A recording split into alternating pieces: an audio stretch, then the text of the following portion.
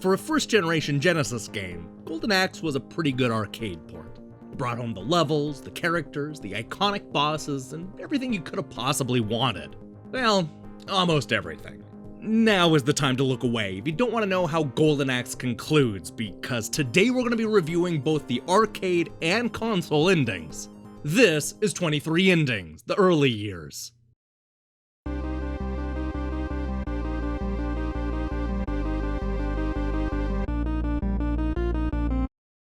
This is the story of what happens when an evil entity known as Black Adder takes over the fantasy land of Urea. It's bad enough that they kidnap the king and princess, but Death Adder also finds and threatens to destroy the Golden Axe, the magical emblem of Urea. Now it's up to Gilius Thunderhead, Tyrus Flare, and the Axe Battler himself to rise to the occasion and save the once peaceful land of Urea from evil forces. This sends the three unlikely heroes to Turtle Village, through Fiend's Path, and straight to Death Adder's heavily fortified castle. It all ends in the most obvious way possible, with Urea's three protectors battling it out with a shirtless barbarian wielding a giant axe while the king and princess hang overhead. The arcade adventure is surprisingly short, lasting all of about 15 or 20 minutes, but what it lacks in length, Golden Axe more than makes up for with an incredible ending.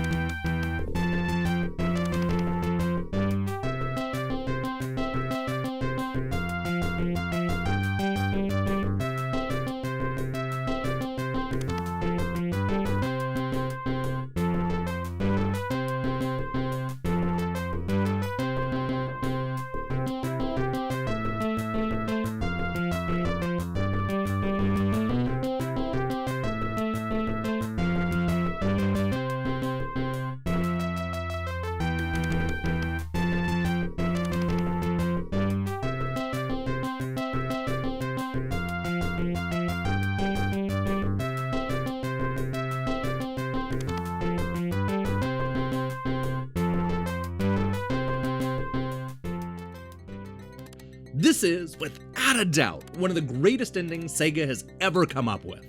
It's also one of the few meta endings of the 1980s, even going as far as to install parody billboards like Haga and Hokari Sweat. It also sets up what could have been a genuinely compelling sequel where Death Adder takes his evil to the real world. But alas, Golden Axe 2 was just more of the same. Talk about disappointment. Speaking of which, let's talk about Golden Axe on the Genesis. Seeing as the original ending had bad guys bursting out of the arcade, you would think that Sega might do the same thing with a TV screen in a living room. But no, this is what we got instead.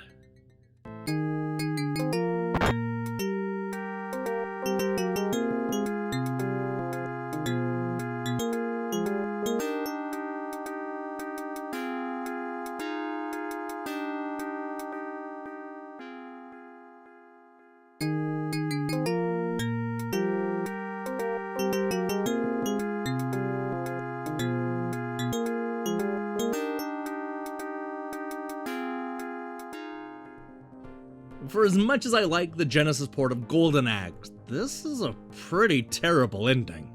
It's happy, I suppose, but it's also anticlimactic.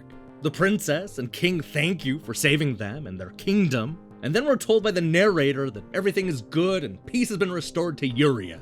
That's nice, but it would have been cool to actually see some of this happen. We're basically told the same thing by two different people, neither in front of a cool or interesting visual. Golden Axe went from having one of the greatest endings of all time to being the poster dwarf for a generic fantasy ending. This was a big step down.